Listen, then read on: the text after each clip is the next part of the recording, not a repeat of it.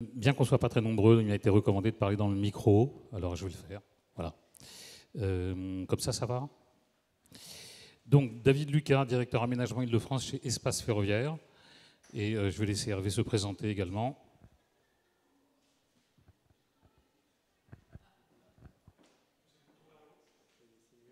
Non, pas du tout. Si, c'est bon.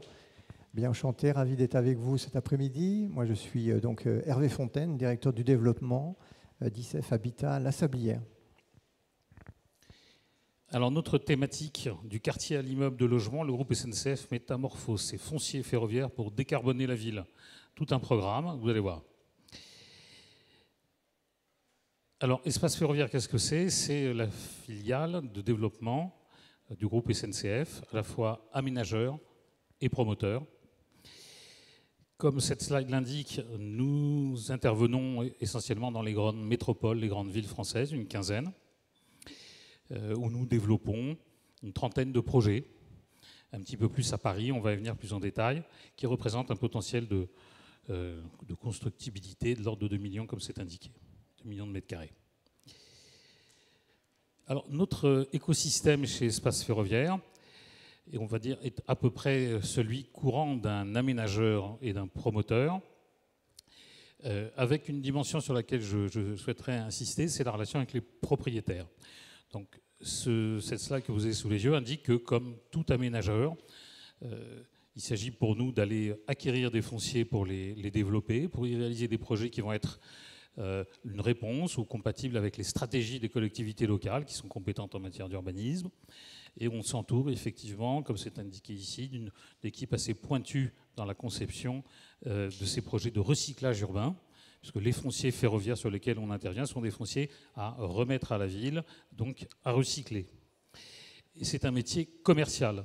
Nous sommes une filiale d'un grand groupe de services publics, mais l'activité d'aménagement, l'activité de promotion sont des activités commerciales.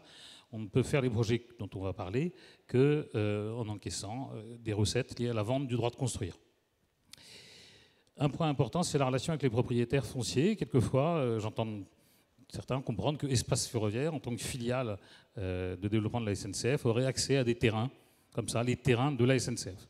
Alors sachez que ce n'est pas le cas. D'abord, il n'y a pas un propriétaire foncier SNCF, il y en a 5 ou 6, pour ceux qui connaissent un peu cet écosystème. Il y a la holding SNCF, il y a SNCF Voyageurs, il y a SNCF Réseau, S2 Fit, Fret, et puis il y en a d'autres. Voilà. Et sur les sites dont on va parler, je pointerai dans les présentations à qui on a affaire, différents propriétaires qui ont différentes stratégies. Et finalement, comme n'importe quel autre aménageur qui travaille avec des grands propriétaires industriels pour la reconversion de leur patrimoine et leur valorisation, le travail avec l'écosystème des propriétaires fonciers est tout à fait une part importante de notre activité et tout à fait complexe. Alors, je l'ai dit, nous sommes une structure donc, de valorisation pour ces propriétaires SNCF, valorisation en euros, bien sûr, et valorisation aussi sur d'autres aspects, dont les enjeux environnementaux qui sont décrits ici. D'abord, par définition, la reconversion des fonciers ferroviaires sont des opérations qui s'inscrivent dans le ZAN. Par définition, un foncier ferroviaire, c'est un foncier industriel, et notre intervention va le permettre de le remettre à la ville, d'y créer des espaces désimperméabilisés, des espaces verts, végétalisés, etc. Donc nous sommes absolument dans la stratégie ZAN. Ensuite, bien sûr, Espace Ferroviaire a une stratégie bas carbone. C'est vrai dans toutes les métropoles. C'est la politique aussi, la stratégie qui s'impose pour toutes les collectivités locales. Et à Paris, en matière d'énergie, il y a une politique qui aujourd'hui permet d'avoir un réseau de chauffage urbain avec 50% alimenté par 50% d'énergie renouvelable et taux qui va augmenter dans les années qui viennent avec un nouveau délégataire du chauffage urbain à Paris. Nos opérations sont toutes des opérations qui mettent en avant la capacité de réaliser une économie circulaire en réutilisant les ressources qui sont trouvées sur les sites. Ça veut dire déjà réutiliser les bâtiments qui peuvent l'être. Ces fonciers ferroviaires qui ne sont plus utiles au transport et qu'on remet à la ville sont des fonciers avec des bâtiments existants qui sont pour certains tout à fait réutilisables. Et c'est évidemment le b.a.-ba pour un aménageur aujourd'hui que de chercher à réutiliser les bâtiments existants, à les reprogrammer. Mais bien sûr, nous avons, comme tout aménageur, un travail de déconstruction dans certains cas, et comme pour tout projet à dimension paysagère, on intervient sur le nivellement. Un projet d'aménagement, c'est un projet de paysage, donc c'est un projet de sol, de topographie, et on veille bien sûr à réutiliser les déblais pour d'autres remblais ailleurs, à réutiliser les terres qui le permettent ou les déchets issus de la démolition. Enfin, parmi les valeurs d'espace ferroviaire, que ce soit en tant qu'aménageur ou en tant que promoteur, se trouve au cœur du sujet le service. À quoi ça sert de faire de l'aménagement et de la promotion? Ce n'est pas pour faire une quantité de mètres carrés, ce n'est pas pour faire des photos, c'est pour rendre service. Donc c'est le service qui est la clé du résultat. Et Hervé Fontaine, tout à l'heure, je pense, en tant que développeur d'un parc résidentiel et social, pourra développer cette thématique-là. Elle est évidemment présente dans tous les aspects de notre activité d'aménagement. Pour prendre un exemple concret, dans toutes nos opérations à Paris, nous travaillons sur la contribution de ces opérations à la réduction des inégalités de santé. Donc, étude d'impact santé. On pourra, si, à travers la description des opérations, je donnerai quelques illustrations. Alors, à Paris, 4 projets importants en cours. Un qui se termine cette année, Chapelle Internationale, Paris 18e. 2 qui sont en cours et même bien avancés. Les messageries dans le 12e arrondissement de Paris et l'opération Hébert dans le 18e. Et puis une 4e opération, Jardin des Mécanos, dans le 18e également, qui est en attente de son démarrage. Ces opérations, on va aujourd'hui axer sur le volet résidentiel, ont permis ou permettront le développement de plus de 3000 logements en tout, 1100 réalisés à Chapelle Internationale, et donc le sol, qui est donc très significatif. Construire des logements neufs diversifiés à Paris, c'est notre enjeu. Donc dans ces 3 opérations, Messagerie, Hébert, Jardin des Mécanos, et donc je vais détailler un petit peu Messagerie et Hébert, qui sont toutes les deux des opérations à peu près à mi-chemin. Les premiers chantiers de construction de logements démarrent en 2025, puis début 2026. Encore une fois, Hervé nous parlera des lots qui sont destinés à ICF La Sablière. Alors, les messageries, où est-ce que ça se trouve? Vous ne connaissez pas nécessairement l'opération des messageries. Dans le 12e arrondissement, comme vous le voyez sur cette image, au contact immédiat de la gare de Lyon. L'adresse est rue du Charolais. Pour localiser les messageries, on dit souvent c'est à côté de Ground Control, pour ceux qui connaissent Ground Control, qui est aussi une opération dans le cadre de la politique immobilière de la SNCF sur des bâtiments qui sont dont la destination finale n'est pas encore actée. Alors les messageries sur environ 6 hectares, c'est une opération qui a passé par la déconstruction d'une partie des halles qui étaient utiles jusqu'à présent, jusqu'en 2015 pardon, aux TGV postaux. Sur cette opération, l'équipe que l'on a réunie et qui figure sur cette slide on répond à nos enjeux parce que pour bien traiter les enjeux environnementaux, la qualité urbaine, la qualité architecturale, il faut, pour un maître d'ouvrage comme nous, pouvoir nous appuyer sur des équipes performantes en matière d'architecture, d'urbanisme, de paysage, de développement durable, d'ingénierie. Donc vous voyez, RACHP, avec l'aide de l'appui local de Tolila et Gillilan, notamment Nicolas Gillilan, Michel Devigne, paysagiste, l'atelier Franck Boutet, Ingérop, les éclaireurs. Cette opération va permettre de générer environ 600 logements et des équipements répondant aux besoins des futurs habitants du quartier. Les équipements en question, c'est notamment un grand parc qui va relier le boulevard de Bercy à la rue du Charolais et jusqu'à la gare de Lyon. Quelques images de ce parc et notamment un rappel de la traduction concrète de nos objectifs bas carbone en matière de réduction des émissions de CO2 par rapport à une opération, on va dire, de la génération d'avant, en matière de réutilisation des matériaux employés, issus de la déconstruction ou des terres qui font l'objet des blés remblais, l'équipement des différentes toitures terrasses en panneaux photovoltaïques, et à l'arrivée, donc, un quartier avec plus de 50% d'espace libre de construction, 50% d'espace végétalisé, dont 30% en pleine terre. Le parc que vous voyez là, c'est un parc d'1 hectare, donc conçu par Michel Devigne. Seconde opération, donc je parlais à l'instant, Hébert, donc dans le 18e arrondissement, au sud du 18e, le long du faisceau de la gare de l'Est. Le secteur Hébert, c'est une des pièces du puzzle Paris Nord-Est, c'est-à-dire une politique de la ville de Paris depuis 20 ans, de requalification de l'ensemble du nord-est de Paris, on va dire de la porte de la Chapelle ou même de la porte de Clignancourt jusqu'à la porte de la Villette. Et donc dans le secteur immédiat, le voisinage immédiat de l'opération Hébert, les opérations Chapelle-Charbon que vous connaissez peut-être, ou la création, l'ouverture récente de l'Adidas Arena pour les Jeux Olympiques l'année dernière. Donc un site de 5 hectares qui est l'ancienne gare de marchandises Hébert, sur lesquels subsistent encore quelques bâtiments, puisque, comme je le disais dès le départ, quand des bâtiments peuvent éventuellement se prêter à une réutilisation, une reprogrammation, eh bien sûr, nous nous en chargeons, tant pour des questions d'équilibre et de performance environnementale, que d'histoire aussi. Ces bâtiments racontent l'histoire du quartier. Alors, description de Hébert, opération dans laquelle s'inscrivent, comme pour messagerie, plusieurs lots pour ICF La Sablière. Sur cette ancienne gare de marchandises, ce nouveau morceau de quartier, ce n'est pas tout à fait un quartier en lui-même, encore une fois c'est une pièce de Paris Nord-Est, avec une conception, on ne va pas entrer dans les détails aujourd'hui, mais qui vise sa continuité la plus simple possible avec l'ensemble des aménagements faits dans l'environnement, donc continuité directe avec le parc Chapelle-Charbon, ça se voit un petit peu sur cette photo, le long de la rue de l'Évangile, continuité avec le secteur Rosa Parks au nord, puisqu'on est à proximité immédiate de la gare RER. Autour d'un square et de la promenade qui sera réalisée le long du faisceau, plus de 800 logements développés, donc des logements très diversifiés. Dans cette opération, on a à la fois des lots de BRS, des logements en accession, des logements locatifs intermédiaires et locatifs sociaux, je laisserai Hervé Fontaine le préciser. On retrouve dans cette opération les 4 piliers que je présentais tout à l'heure, performance bas carbone, économie circulaire, nature en ville, usage des services, avec par exemple pour Hébert l'implantation d'une maison de santé, qui est une des préconisations issues de l'étude d'impact santé. Pas une maison de santé pour les futurs habitants de l'opération Hébert, c'est une maison de santé pour les habitants du quartier de la Chapelle.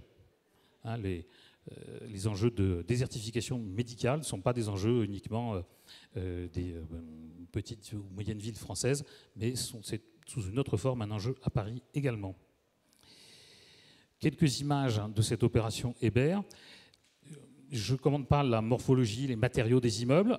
Ils sont issus du travail de l'agence LAC. Oui, je n'ai pas cité les intervenants, donc architecte urbaniste LAC, paysagiste Jacqueline Hosty et AMO Dédé Elliott. Je laisserai Hervé expliquer, dans le cadre de ces lots, des lots ICF La Sablière, les matériaux utilisés en réponse aux fiches de lots qui ont été mises au point avec l'agence LAC.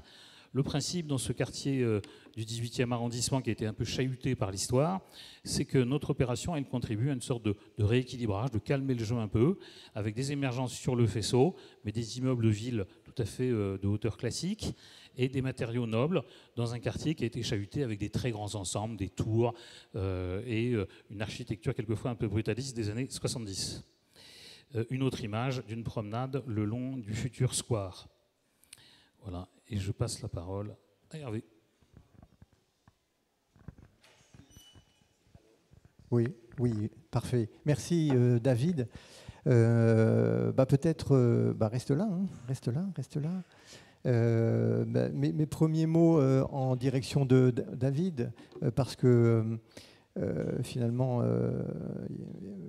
c'est une belle preuve de confiance que de nous inviter cet après-midi ici pour partager avec vous l'aventure qui est celle qu'on a lancée il y a maintenant de longues années, de longs mois. C'est un travail qu'il faut saluer.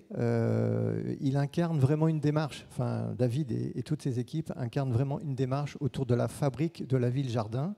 On va peut-être y rentrer un peu en détail, mais avant, je voulais vous dire quelques mots pour mieux vous relier à l'entreprise que je représente cet après-midi. Moi, j'appartiens à ICF Habitat La Sablière.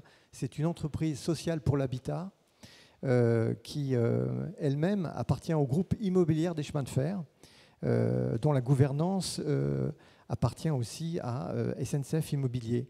Donc le groupe ICF est fort de près de 100 000 logements aujourd'hui à l'échelle du territoire national.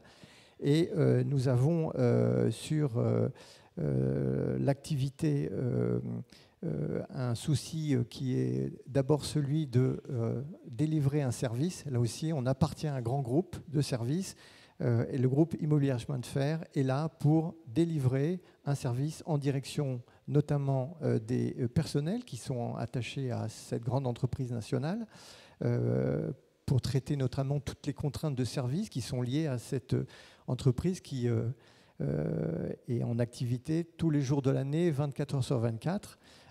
Donc cette réponse logement, elle est l'histoire du groupe Immobilier des Chemins de Fer.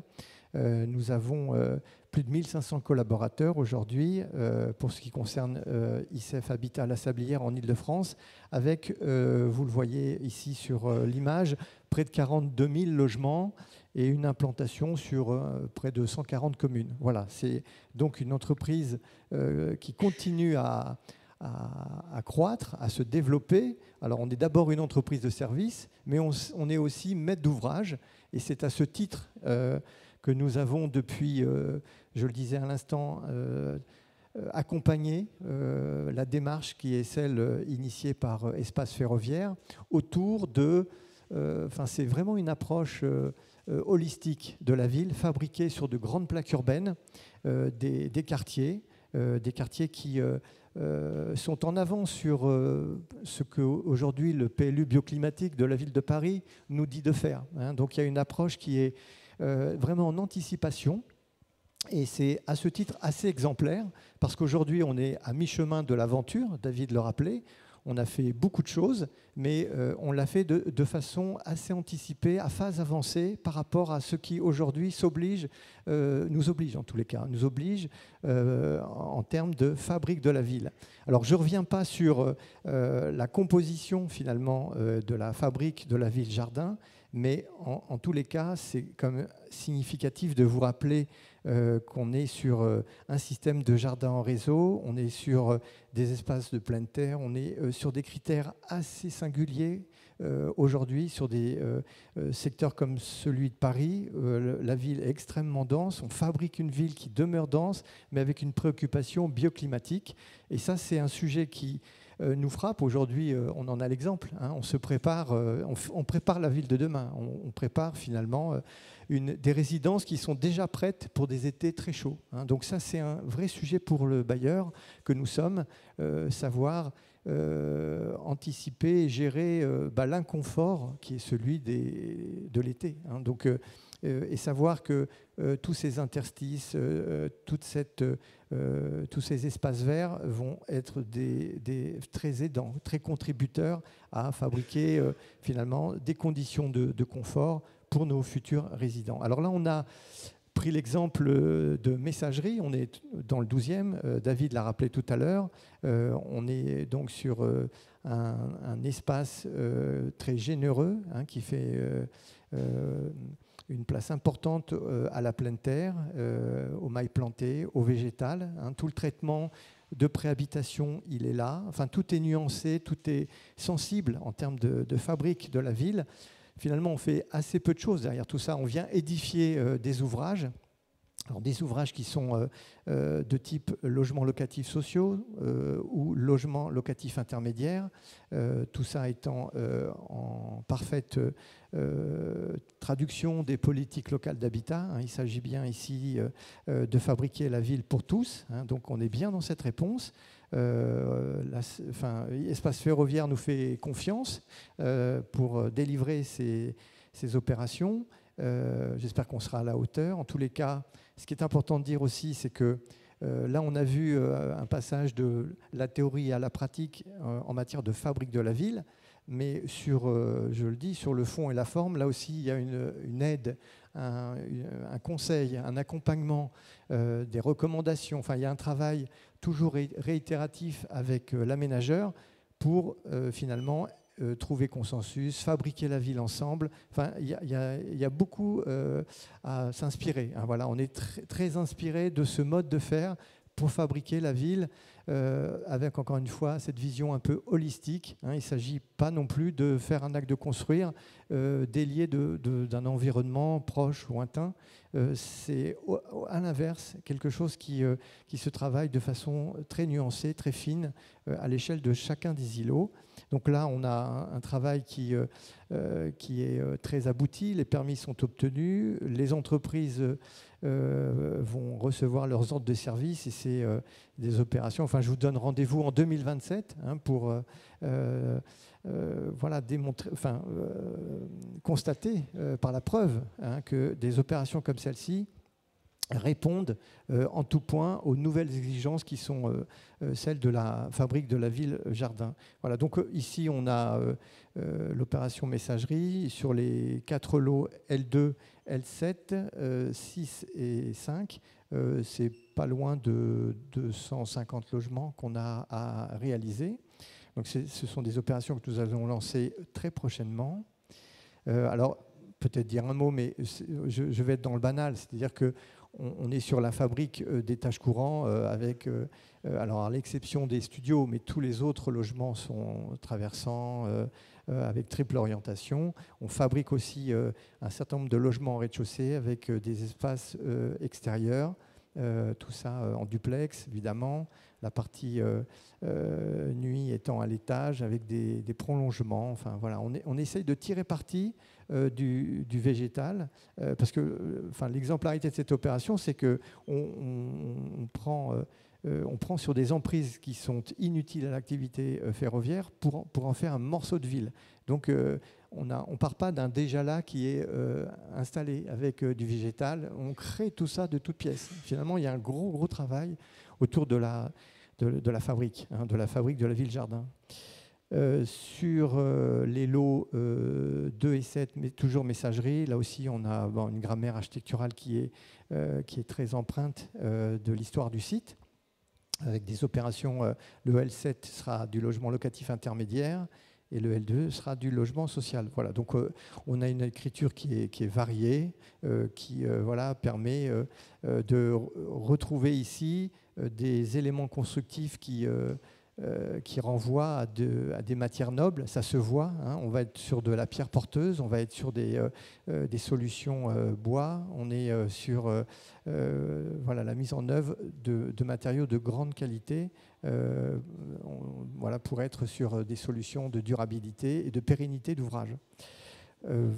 Peut-être maintenant passer sur Hébert, là aussi une opération qui renvoie aux mêmes principes, aux mêmes exigences. Là, on a l'utilisation de la pierre porteuse sur on va dire la ville basse, le rez-de-chaussée jusqu'au R+4, et ensuite on sera en solution brique autoporteuse, mais là aussi avec l'usage de beaucoup de planchers bois. Enfin, voilà, on essaye de faire autrement ces immeubles. On est dans une espèce de révolution. Le secteur du bâtiment est lui-même très attentif à ses premières réalisations, à ses premiers ouvrages. On est sur un point de bascule. On fabriquera moins la ville avec du béton décarboné, mais beaucoup plus avec des pierres porteuses et puis des matériaux nobles. On retrouve ici en termes de composition ce que je disais en termes de logement traversant et organisation spatiale des immeubles eux-mêmes reversibles, puisque l'idée c'est quand même de travailler sur des poteaux dalles. C'est aussi une projection qu'on a sur le futur en termes de mutation et d'évolution de ces ensembles immobiliers. Voilà pour une fiche de détail là qui vient zoomer sur le lot M. Donc il y a beaucoup de un jardin. Alors là, on est sur le jardin du regard, finalement. Là, c'est l'école du regard. On n'est pas sur autre chose que ça, mais c'est très appréciable d'avoir ces îlots de fraîcheur à l'intérieur de nos immeubles. Et puis, on a ces jardins privatifs qui viennent en couronnement, également apporter cette valeur d'usage. Voilà pour la présentation du lot M très rapidement et le lot G qui lui aussi voilà, met en évidence un certain nombre de caractéristiques que j'ai déjà rappelées tout à l'heure, avec des terrasses peut-être signaler des terrasses partagées et une végétalisation de toutes les terrasses, pour certaines accessibles. Voilà à tous. Merci de votre attention.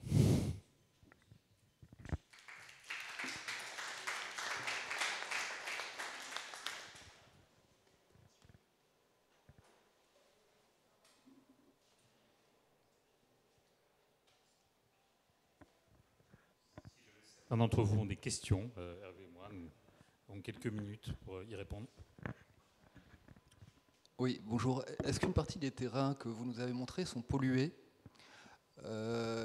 Comment gérez-vous cette contrainte, notamment compte tenu de votre ambition de réemploi de 30% des terres ? Alors, l'activité ferroviaire en elle-même est peu génératrice de pollution. Dans le ferroviaire, ce qui est générateur de pollution, ce sont les dépôts de carburant qui alimentaient les locomotives diesel. Et donc, dans le cas du site des messageries, anciennes messageries TGV postaux, et dans le cas de Hébert, ancienne gare de marchandises, très peu d'enjeux de dépollution. Voilà, quelques canalisations amiantées, voilà, enfin des choses, enfin si j'ai des confrères aménageurs dans la salle, ceux qui entendent parler de ça, voilà, ça ne fait pas tellement peur. Donc, par contre, il y a des cas de figure effectivement d'opérations d'espace ferroviaire sur des fonciers qui sont plus utiles au transport, mais qui étaient d'anciens dépôts de carburant. Et c'est le cas de Jardin des Mécanos, qui est une des 4 opérations dont j'ai parlé tout à l'heure. Et là, effectivement, il y a un travail de dépollution qui est dû non pas par espace ferroviaire, mais par le dernier exploitant pour la remise en état industriel, et ensuite une mise en état pour être compatible avec l'état futur, c'est exactement l'étape où se trouve Jardin des Mécanos, à côté de l'opération Hébert, à quelques centaines de mètres dans le 18e.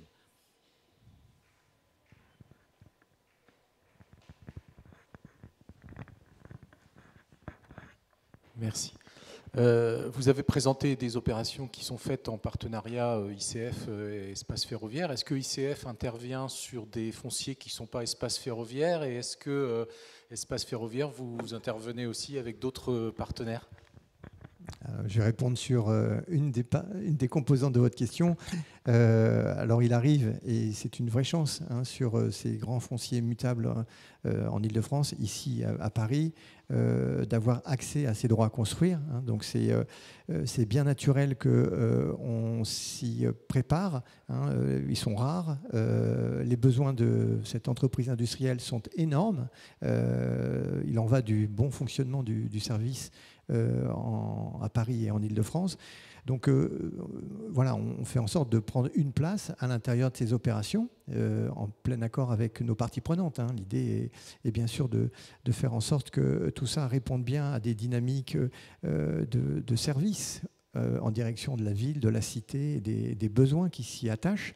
Donc il n'y a aucune espèce de difficulté à cultiver ce partenariat partout où le besoin ferroviaire est présent. Donc ça, c'est finalement la force qui est la nôtre, avec des métiers qui se complètent et qui apportent une réponse un peu globale à des collectivités, à des territoires. Mais ce qui n'interdit pas, et j'en terminerai là, ce qui n'interdit pas à la Sablière d'intervenir sur d'autres emprises qui n'ont pas d'origine ferroviaire. Ça nous arrive. Voilà, on n'est pas dans l'exclusive. Et donc, pour compléter la réponse à votre question, il n'y a pas d'exclusivité chez nous de ICF La Sablière pour la réalisation des lots de logement social, logement locatif, logement intermédiaire. Notre démarche, finalement, elle s'inscrit dans une convention prise entre l'État et la SNCF pour la mobilisation du foncier public pour le développement de l'offre de logement, sujet qui ne date pas d'hier. Et ensuite, elle est déclinée dans des conventions entre la ville de Paris et la SNCF. Et évidemment, nous avons la faculté, grâce à ce partenariat, à réaliser nous-mêmes l'essentiel de ces objectifs de développement de logement social. Pour autant, il y a 2 choses. D'abord, il y a d'autres opérateurs de logement social, et puisque ces opérations s'inscrivent dans une stratégie municipale à Paris, mais dans les autres métropoles également, il est légitime que la ville de Paris nous demande de travailler avec ses propres bailleurs. Donc, on a des situations assez contrastées, variées. Sur les messageries, c'est une opération où tous les logements sociaux et intermédiaires sont réalisés par ICF La Sablière. Sur Hébert, il y a d'autres bailleurs municipaux, et notamment parce que ces bailleurs peuvent intervenir en tant que maître d'ouvrage d'opérations en BRS. Et là, aujourd'hui, alors on parle, on n'a pas d'offre côté ICF La Sablière pour la réalisation de BRS, et donc sur Hébert, on a une opération en BRS développée par Paris Habitat pour la foncière de la ville de Paris, qui vient d'obtenir son permis de construire, c'est le lot F, et il y en aura une deuxième, probablement avec la RIVP. Voilà, donc au cas par cas, et un partenariat équilibré.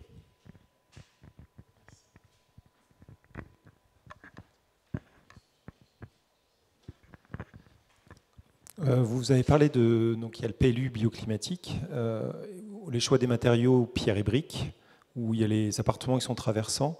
Est-ce qu'au niveau justement adaptation, réchauffement, enfin lutte contre les, est-ce qu'il y a des choses en plus qui ont été faites par rapport à ce confort d'été, voilà. Je trouvais que, enfin, vu les matériaux et l'approche, ça me faisait beaucoup penser à ça, et voilà, je voulais savoir s'il y avait d'autres dispositifs qui avaient été imaginés sur les projets que vous avez évoqués. Et j'aurais juste une deuxième question, c'est les systèmes énergétiques qui ont été mis en œuvre sur les projets. Voilà. Merci.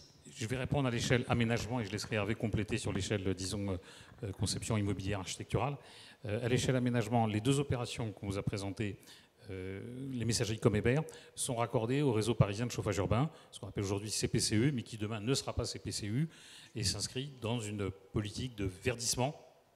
Bon, c'est un mot, je ne veux pas dire grand-chose, mais il y a une politique municipale pour passer en gros de 50% d'alimentation du réseau en énergie renouvelable à un taux de l'ordre de 75%, 80%.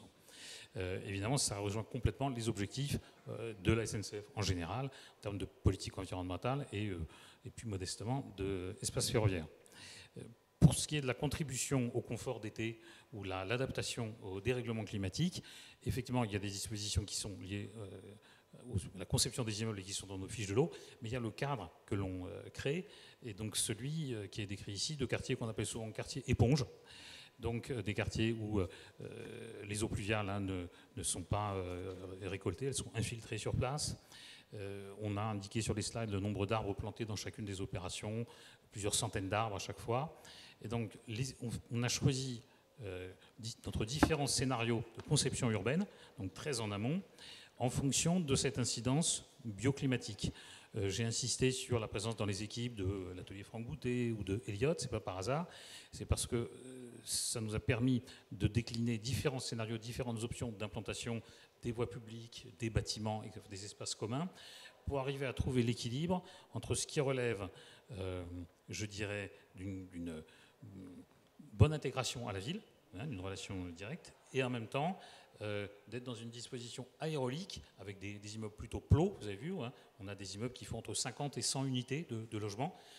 C'est très important du point de vue du fonctionnement aérolique de ces sites, et en relation avec toujours une promenade, un jardin, donc une canopée. Donc nos opérations optimisent la lutte contre l'effet d'îlot de chaleur urbain. Et donc c'est dans ce cadre-là qu'ensuite les immeubles peuvent faire eux-mêmes leur travail, tous dotés, enfin avec des appartements tous dotés d'espace extérieur, ce qui est le minimum. Puis je laisse Hervé peut-être compléter.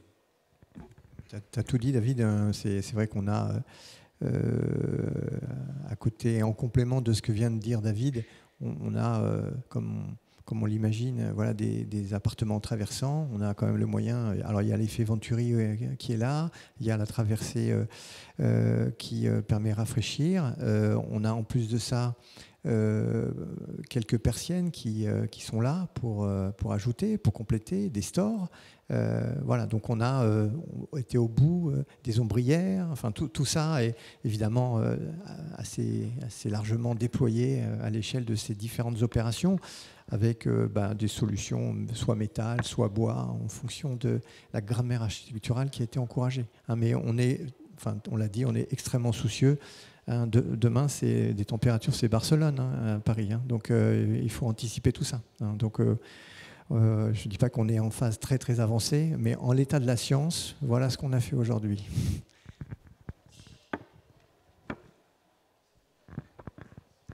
Oui, désolé si vous avez déjà répondu à cette question, mais je suis arrivé un peu tard.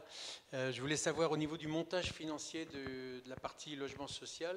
Bon, je suppose qu'il y a une contribution financière de la SNCF qui se traduit par un droit de réservation en matière pour les salariés de la SNCF. Est-ce que cette règle est générale ou est-ce que c'est du coup par coup? Et si c'est général, quelle est la part réservée aux salariés de la SNCF? C'est une bonne question. J'ai omis d'en parler tout à l'heure quand j'ai présenté l'entreprise à laquelle j'appartiens. On est une entreprise sociale pour l'habitat. Vous avez parfaitement raison, monsieur. Pour construire du logement social, il faut des contributeurs, il faut du carburant financier et on a besoin de... Voilà, c'est le Téléthon à l'échelle de chacune de nos opérations. Envoyez-nous vos dons. Alors c'est des aides à la pierre, c'est des financements en soutien, c'est des aides de la ville de Paris, c'est une participation employeur de la SNCF, c'est des fonds propres, c'est de l'autofinancement, c'est voilà, beaucoup d'argent dont on a besoin pour consolider le plan de financement de nos opérations. Et c'est vrai qu'à l'échelle de l'entreprise, les personnels de la SNCF sont assez présents. C'est quelque chose comme 35% des occupants qui sont des cheminots ou retraités cheminots. Voilà, donc il y a une identité assez forte à l'échelle de ce patrimoine. Et sur les opérations nouvelles, c'est un petit peu le même ratio qu'on essaye de vérifier. Alors il est parfois largement dépassé, ce qui est le cas ici à Paris, mais il y a toujours derrière une offre nouvelle à la Sablière, un lien étroit avec l'actionnaire et ses attentes et l'expression de ses besoins. Voilà, donc ici, vous avez la SNCF qui réserve des logements et en contrepartie, elle a un droit de suite, en quelque sorte, même s'il y a une réforme de la gestion en flux voilà, mais je ne vais pas m'étendre sur ce sujet-là, qui mériterait à lui seul plusieurs après-midi de débat.